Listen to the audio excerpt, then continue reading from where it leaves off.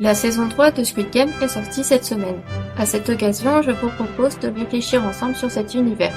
Attention, il y aura des spoilers. Pour être un jeu au sens de Jesper Joule, Squid Game doit répondre à 6 critères. Tout d'abord, il doit y avoir des règles, et c'est bien le cas. Par exemple, dans la saison 1, les participants signent un document qui stipule que le jeu ne peut être arrêté que si la majorité des joueurs le décident. Ensuite, il doit y avoir plusieurs résultats possibles. Dans Squid Game, les joueurs peuvent gagner ou perdre. Puis certains résultats doivent être meilleurs que d'autres. Gagner permet de recevoir de l'argent, ce qui évidemment est bien mieux que d'être éliminé. Les joueurs doivent aussi faire des efforts physiques et intellectuels pour espérer survivre et remporter le gain. De plus, le jeu provoque des émotions chez les joueurs selon s'ils gagnent ou s'ils sont éliminés. Enfin, il peut y avoir des conséquences dans la vie réelle.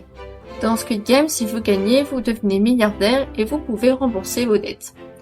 Cependant, même s'il existe une possibilité d'arrêter le jeu grâce à un vote à la majorité, les participants ne sont pas vraiment libres de leur choix.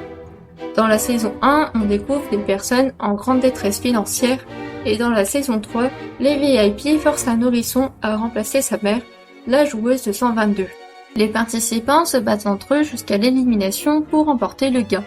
On comprend vite que seuls les VIP s'amusent réellement.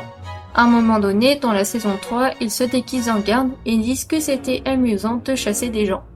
Ainsi, Squid Game est bien un jeu selon la définition de Jesper Joule, mais ceux qui se divertissent vraiment, ce sont les VIP.